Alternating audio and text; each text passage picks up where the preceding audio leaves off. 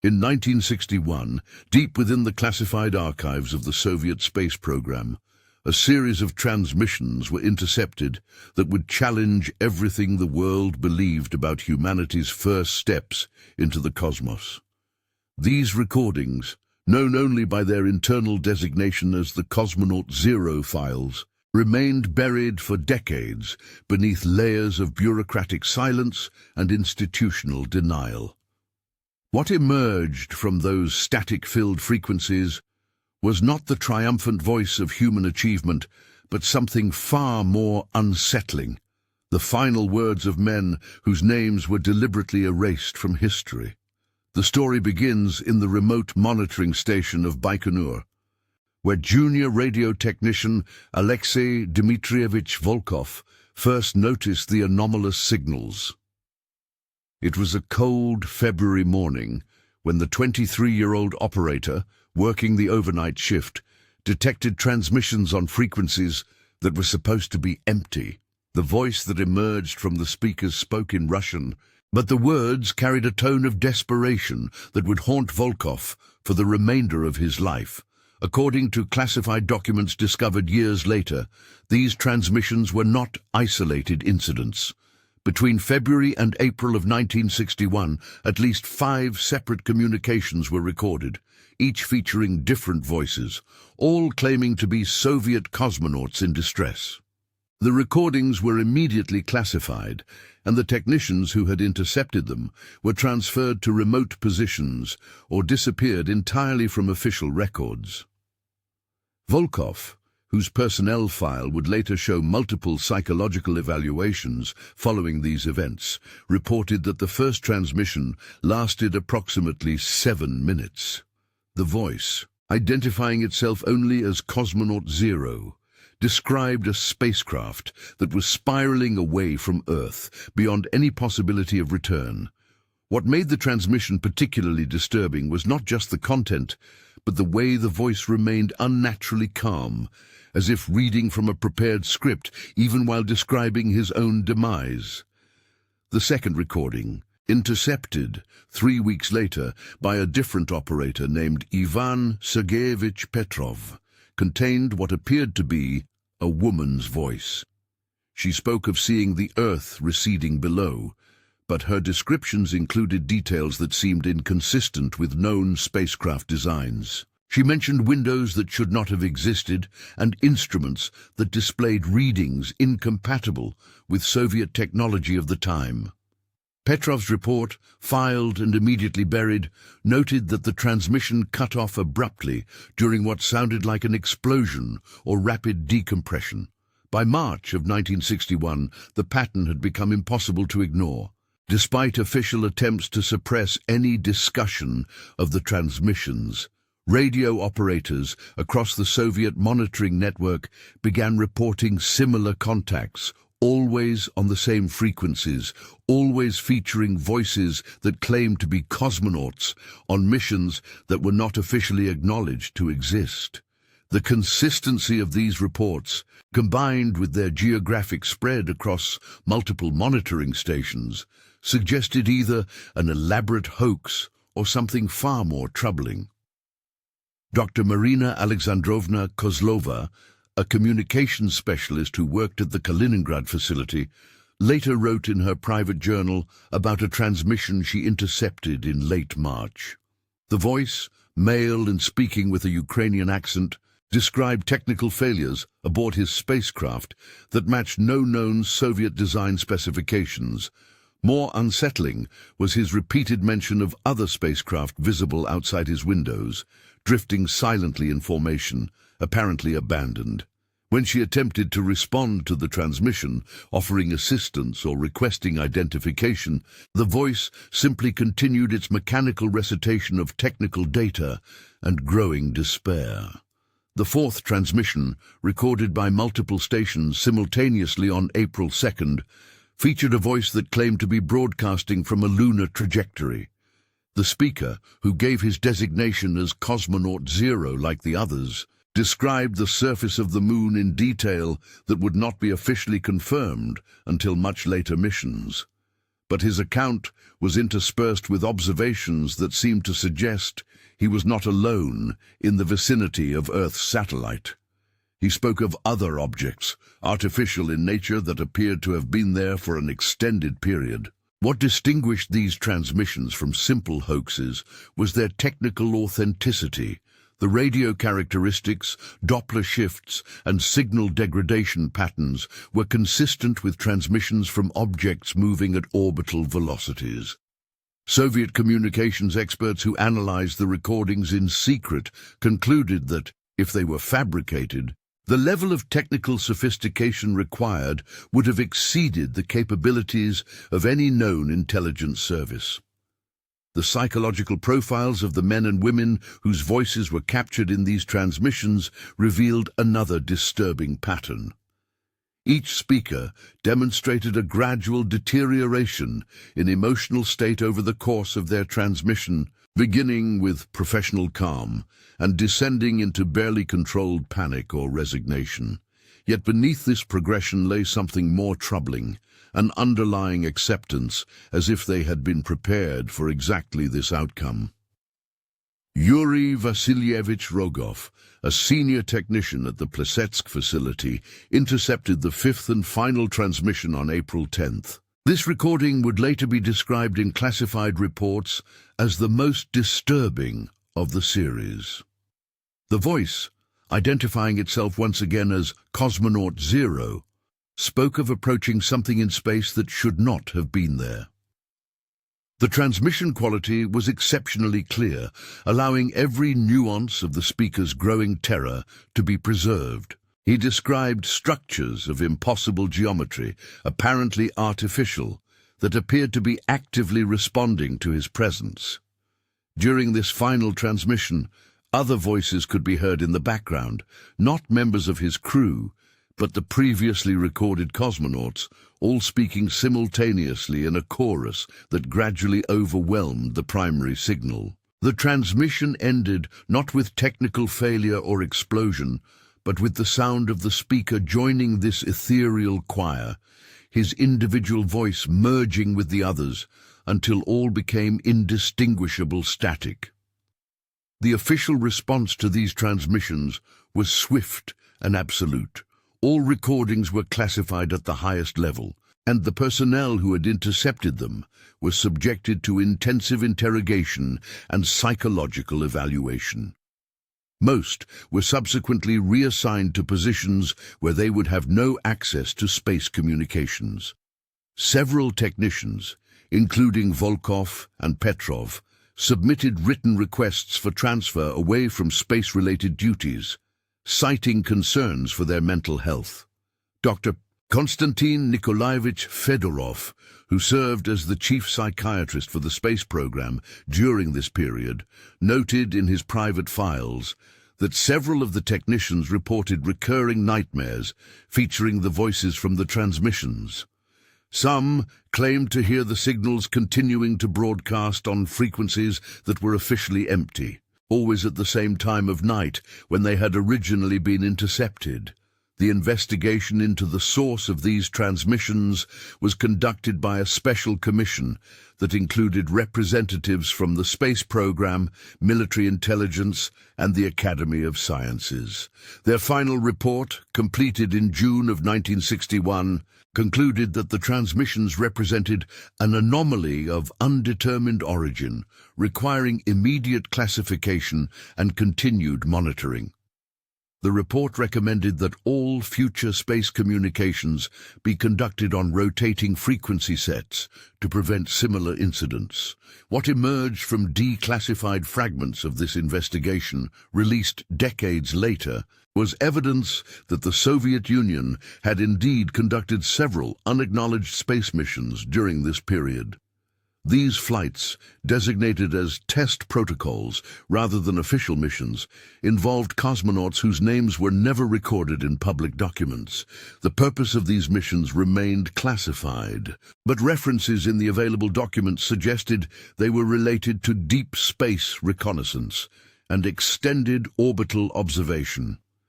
The fate of these unnamed cosmonauts became the subject of whispered speculation within the Soviet space program for years afterward. Some personnel theorized that the transmissions represented the final communications of crews whose missions had failed catastrophically, their spacecraft carried beyond Earth's gravitational influence by guidance errors or equipment failures. Others suggested more disturbing possibilities, that the missions had proceeded exactly as planned, and the transmissions were evidence of encounters with phenomena that the Soviet leadership had expected but refused to acknowledge. Dr. Elena Mikhailovna Vassilieva, a junior researcher who worked on trajectory analysis during this period, later wrote about discovering calculation sheets that showed projected orbital paths extending far beyond any officially acknowledged mission parameters. These calculations, found in a desk drawer after the transfer of a senior engineer, suggested flight plans that would take spacecraft into solar orbits with no possibility of return to Earth. When she brought these documents to her supervisor's attention, she was told they represented theoretical exercises and was instructed to destroy them. The psychological impact of the Cosmonaut Zero transmissions extended beyond the immediate personnel who intercepted them. Word of the recordings spread through the space program's technical staff, despite official efforts at secrecy, creating an atmosphere of unease that persisted for months. Several engineers and technicians reported being unable to work night shifts without experiencing severe anxiety, and productivity at monitoring stations declined markedly during the hours when the original transmissions had been received. In September of 1961, 6 months after the last official Cosmonaut Zero transmission, monitoring stations began reporting brief, recurring signals on the same frequencies. These new transmissions lasted only seconds and consisted primarily of static, but embedded within the noise were fragments of voices that technicians claimed to recognize from the earlier recordings. The voices seemed to be attempting to communicate, but the signals were too brief and distorted to allow clear interpretation. The final documented reference to the Cosmonaut Zero phenomenon appeared in a medical report dated December of 1961. Dr. Fedorov noted that Alexei Volkov, the technician who had intercepted the first transmission, had been admitted to a psychiatric facility after claiming that he could hear the voices continuing to broadcast at all hours. Volkov's condition deteriorated rapidly, and he became convinced that the cosmonauts were trying to warn Earth about something they had encountered in space. According to hospital records, Volkov spent his final weeks attempting to draw diagrams of what he claimed the cosmonauts had seen. These drawings, described as geometric forms of disturbing complexity, were destroyed after his death in early 1962. The official cause was listed as heart failure, but staff members noted that he had appeared to die while listening intently to something that no one else could hear. The Cosmonaut Zero files were sealed permanently in 1963, following a directive that classified all materials related to anomalous space communications at the highest security level. Personnel who had been involved in the investigation were required to sign additional secrecy agreements, and several were transferred to non-space-related positions within the government. The monitoring frequencies on which the transmissions had been received were declared off-limits for all future use. For nearly a decade, the Cosmonaut Zero incident remained buried within the classified archives of the Soviet space program. However, in 1968, during a routine archival review, a research assistant named Dmitry Pavlovich Sokolov discovered a cache of documents that had been misfiled during the original classification process. These papers included transcripts of the transmissions, technical analyses of the signal characteristics, and psychological evaluations of the personnel involved. Sokolov, who was conducting research on early Soviet space communications for his doctoral dissertation, initially believed the documents represented fictional training scenarios. The level of technical detail and the consistent internal logic of the transmissions seemed too sophisticated for simple propaganda or disinformation. As he studied the materials more closely, however, he began to recognize references to real personnel, actual monitoring stations, and genuine technical procedures that would have been classified at the time the documents were supposedly created. The young researcher's attempts to verify the authenticity of the documents led him into increasingly classified areas of the space program archives. His inquiries attracted the attention of security personnel, and within weeks of his initial discovery, Sokolov found himself under investigation for unauthorized access to state secrets. His research materials were confiscated, his security clearance was revoked, and he was expelled from the graduate program. In his final report, filed before his dismissal, Sokolov wrote that the Cosmonaut Zero documents represented the most thoroughly documented anomaly in the history of Soviet space exploration. He noted that the consistency of technical details across multiple transmissions, combined with the psychological authenticity of the recorded voices, suggested that the incidents had actually occurred. His conclusion was that the Soviet Union had conducted a series of unacknowledged space missions that had resulted in the loss of several cosmonauts under circumstances that remained unexplained. The consequences of Sokolov's investigation extended beyond his own academic career. Several archivists and researchers who had assisted his work were also subjected to disciplinary action, and new security procedures were implemented to prevent similar unauthorized access to classified materials. The misfiled documents that had sparked the investigation were relocated to a more secure facility, and access to early space program archives was restricted to a small number of authorized personnel. Following these events, references to the Cosmonaut Zero incident virtually disappeared from internal space program communications. The few personnel who remained from the original investigation maintained absolute silence about their experiences, and new employees were not informed of the incident's existence. This policy of institutional amnesia proved effective in suppressing knowledge of the transmissions for several more years. However, the psychological impact of the incident continued to manifest in subtle ways throughout the Soviet space program. Monitoring technicians reported an unusually high rate of transfer requests for personnel assigned to night shifts, and several senior engineers insisted on redesigning communication protocols to avoid the frequencies on which the original transmissions had been received. Medical evaluations of space program personnel during this period showed elevated rates of anxiety and sleep disorders among those who worked in communications-related roles. The most significant development in the Cosmonaut Zero case occurred in 1969, when fragments of the original recording surfaced during a security review at the Baikonur facility. These audio materials, stored on magnetic tape that had deteriorated significantly over the intervening years, contained portions of all 5 original transmissions, along with previously unknown communications that appeared to have been intercepted by additional monitoring stations. The newly discovered recordings included extended technical discussions between the Cosmonaut Zero voices and what appeared to be ground control personnel, suggesting that the incidents had involved more extensive communication than previously documented. These exchanges revealed that the cosmonauts had been reporting their findings to Earth-based controllers, who seemed to have expected and prepared for the unusual observations described in the transmissions. Analysis of these extended recordings revealed that the Cosmonaut Zero missions had been part of a larger program designated Deep Survey, which appeared to have involved multiple spacecraft launched on trajectories that would take them far beyond Earth's immediate vicinity.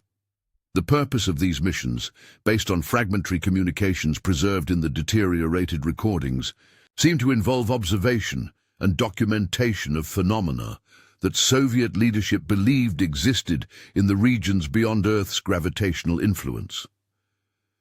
The technical specifications discussed in these communications described spacecraft designs that differed significantly from publicly acknowledged Soviet vehicles. The cosmonauts reported having access to life support systems capable of sustaining them for extended periods in deep space, along with observation equipment that allowed detailed analysis of objects encountered during their missions. These descriptions suggested a level of technological advancement that exceeded publicly known Soviet capabilities at the time. Most disturbing among the newly discovered recordings were communications that took place after the cosmonauts had reported encountering the artificial structures described in the original transmissions. During these exchanges, the cosmonauts expressed growing concern about the apparent intelligence behind these constructions, noting that the structures seemed to be responding to their presence in ways that suggested active observation and analysis. The ground control personnel in these recordings demonstrated a troubling familiarity with the phenomena being reported, offering technical guidance for documenting the encounters while simultaneously instructing the cosmonauts to maintain strict communication protocols. These instructions included specific procedures for recording visual and instrumental data, suggesting that similar encounters had been anticipated and prepared for in advance. The final communications in the extended recordings captured the gradual deterioration of normal radio contact with Earth as the cosmonauts reported being drawn toward the artificial structures. The ground control personnel continued to provide technical guidance even as the cosmonauts described their spacecraft systems beginning to operate autonomously, apparently responding to signals or influences that originated from the structures themselves.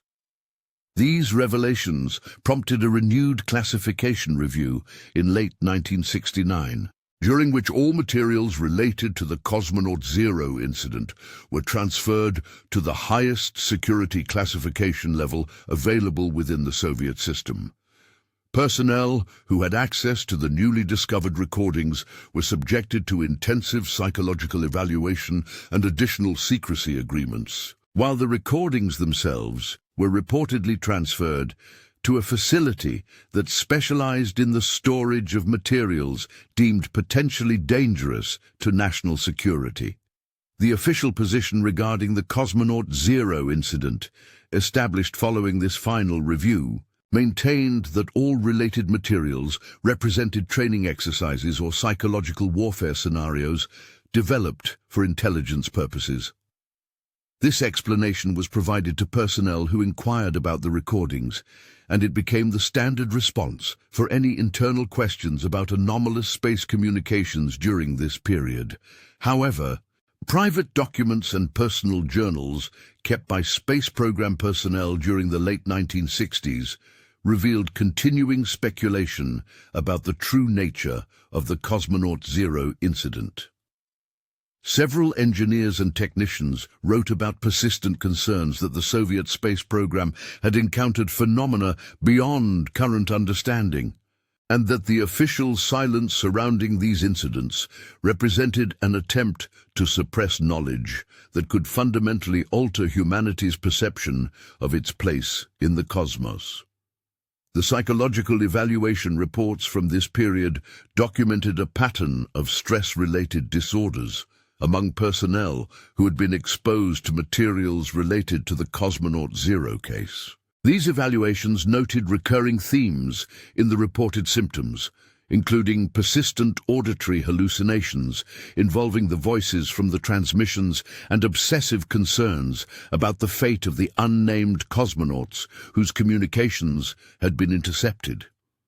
Dr. Fedorov's final report on the psychological impact of the incident, submitted in 1969 shortly before his retirement, concluded that exposure to the Cosmonaut Zero materials produced a form of traumatic response that differed from conventional stress disorders.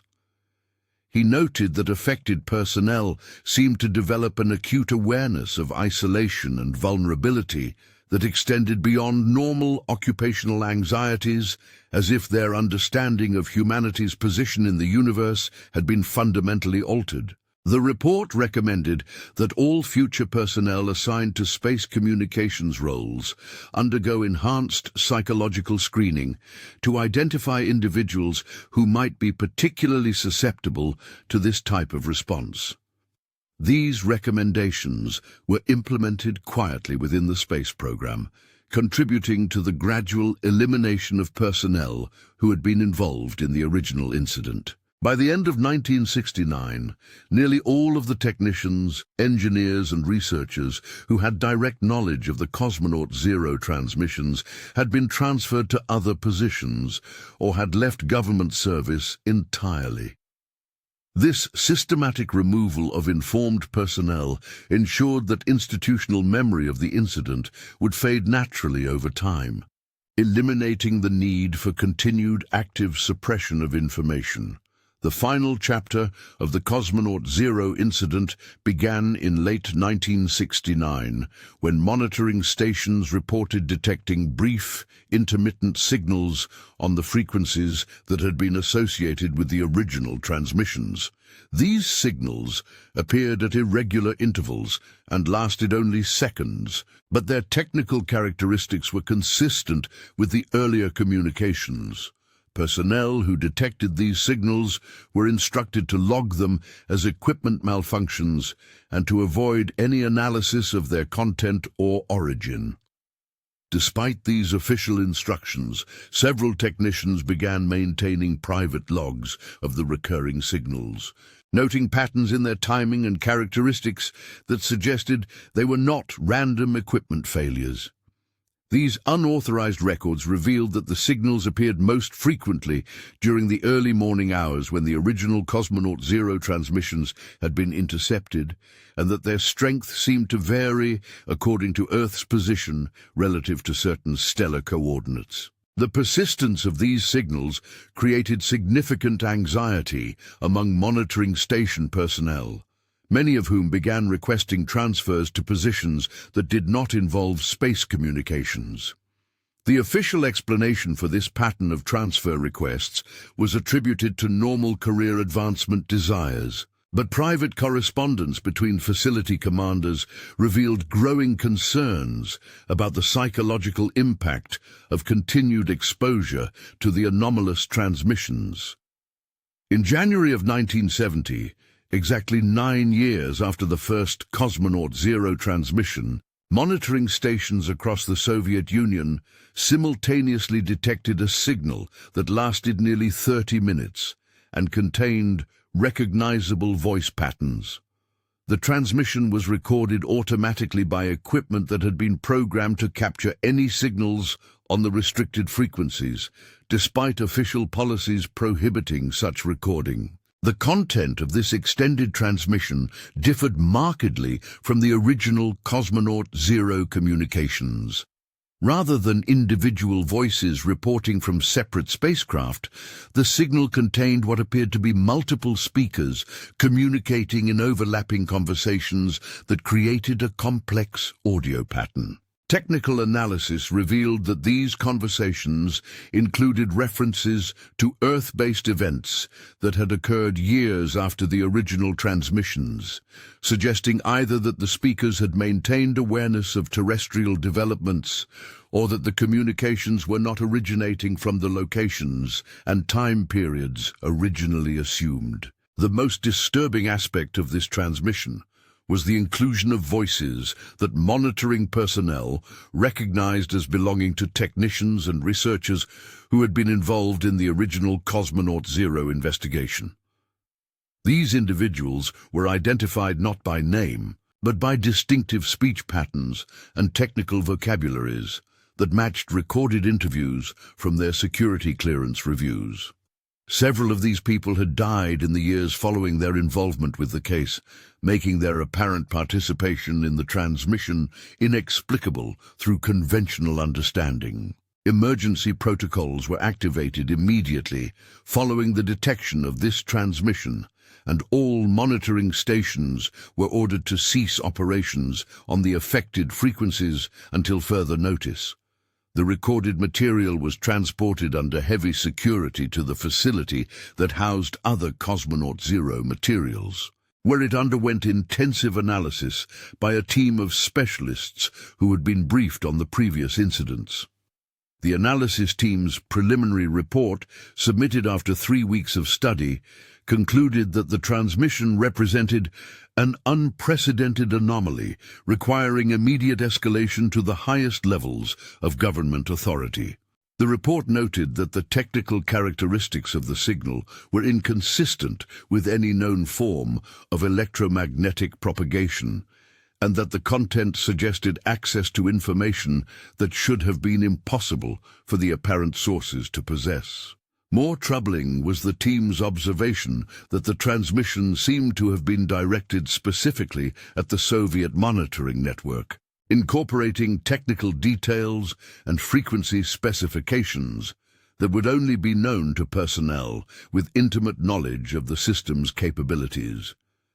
This suggested that whoever or whatever was responsible for the signal had detailed intelligence about Soviet space communications infrastructure and procedures.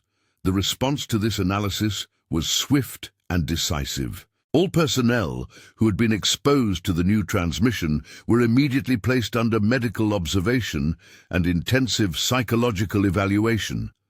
The monitoring stations that had recorded the signal were temporarily shut down for routine maintenance, and their equipment was subjected to complete technical review to determine whether the anomalous transmissions had caused any permanent modifications to the systems. Dr. Andrei Vladimirovich Karpov, who had been brought in to replace Dr. Fedorov as the chief psychiatric consultant for space program personnel, reported that the individuals who had heard the extended transmission exhibited symptoms that exceeded anything documented in the original Cosmonaut Zero cases.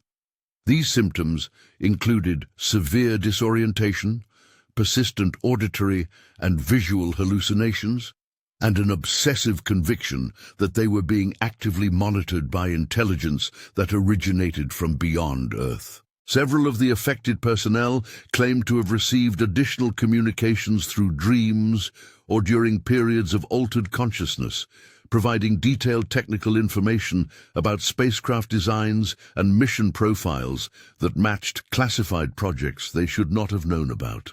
When questioned about the source of this information, they consistently reported that it had been provided by voices they recognized as the original Cosmonaut Zero transmissions, now somehow able to communicate through non-electronic means.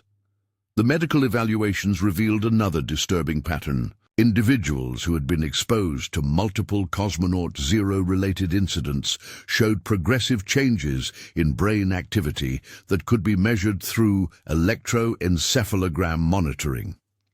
These changes appeared to represent enhanced sensitivity to electromagnetic phenomena, as if their nervous systems had been modified to detect signals that were not normally perceptible to human consciousness. By March of 1970, it became clear that traditional security measures were insufficient to contain the effects of the Cosmonaut Zero phenomenon. Personnel continued to report anomalous experiences even after being transferred away from space communications roles, and several individuals claimed to be receiving ongoing communications from the original cosmonauts through channels that bypassed conventional detection methods. The decision was made to implement what was internally designated as Protocol Silence, a comprehensive program designed to eliminate all traces of the Cosmonaut Zero incident from official records and human memory. This protocol involved the systematic destruction of all physical evidence related to the transmissions, the permanent reassignment of all personnel who had been exposed to the phenomenon, and the implementation of advanced screening procedures to prevent future incidents. The destruction of evidence began with the original recordings. which were transported to a specialized facility where they were subjected to complete electromagnetic erasure using procedures that had been developed for eliminating sensitive intelligence materials.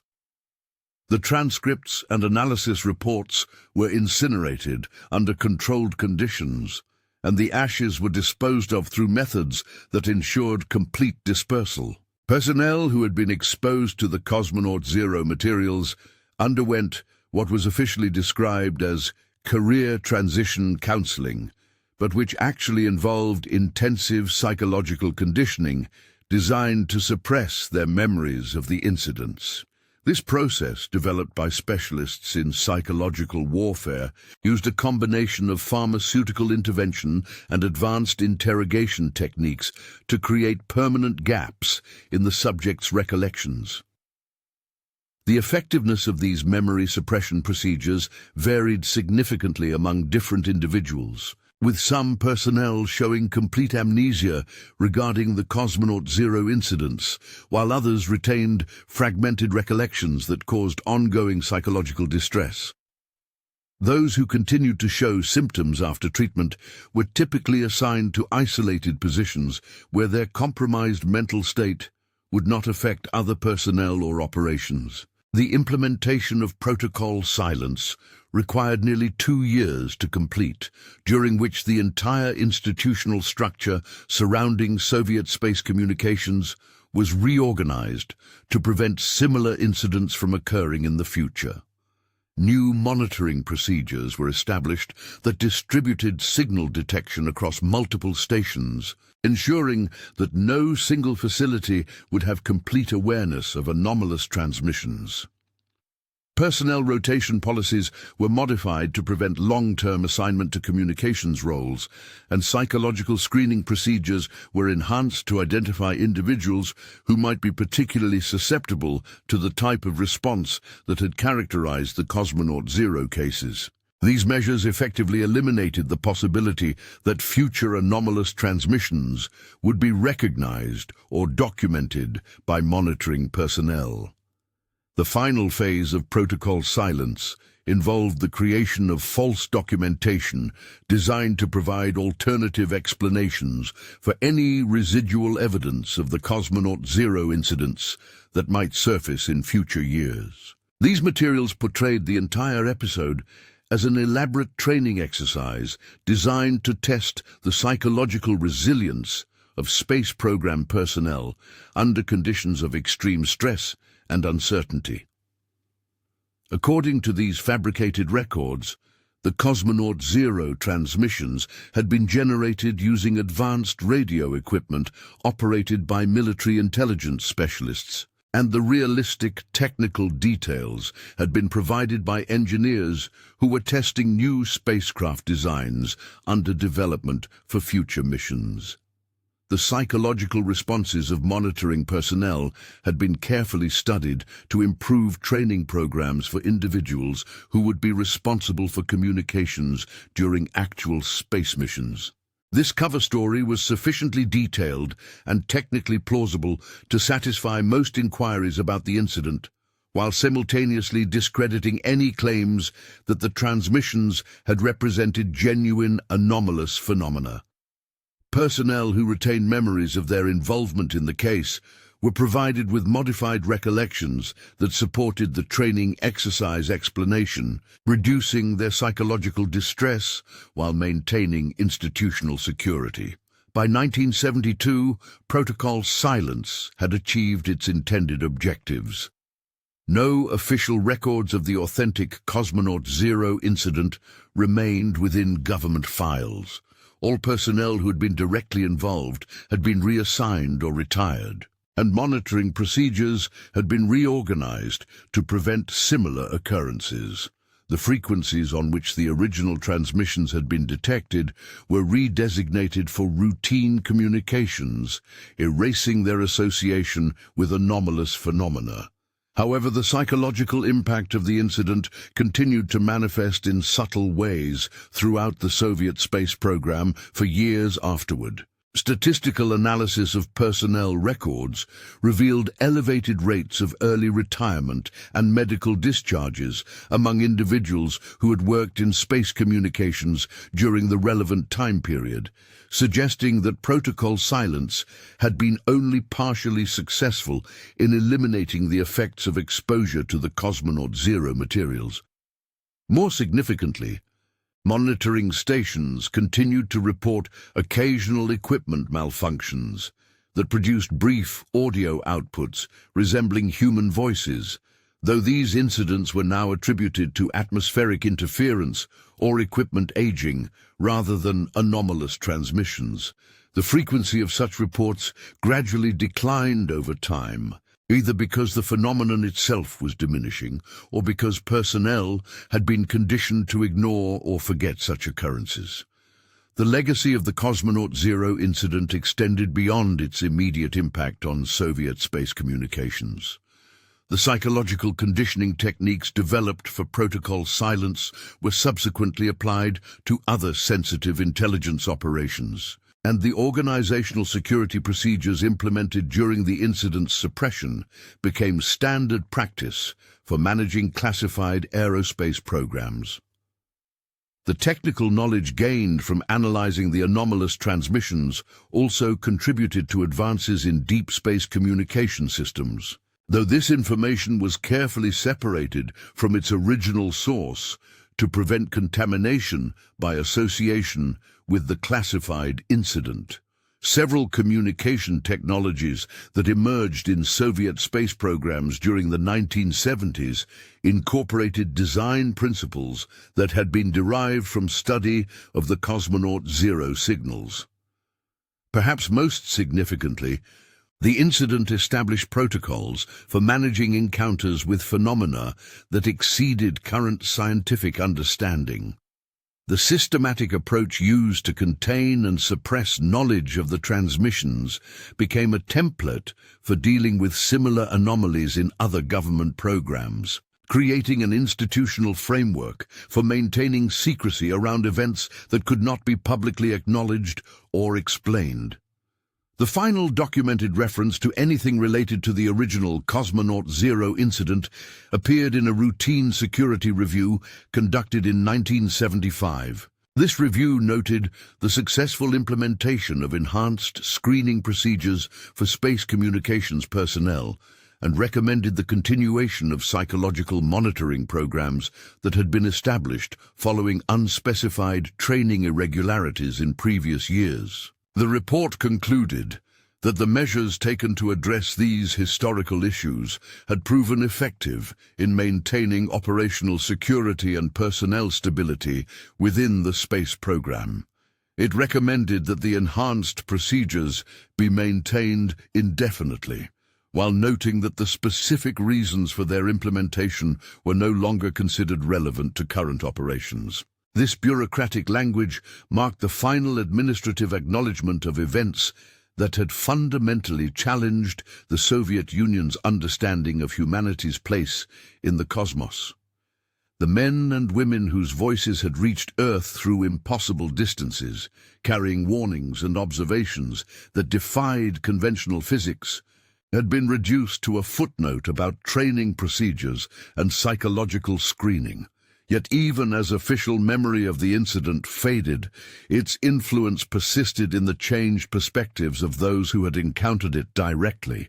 The handful of personnel who retained clear recollections of their involvement spoke privately of having been forever altered by exposure to evidence that intelligence existed beyond Earth, and that this intelligence had demonstrated both awareness of and interest in human activities.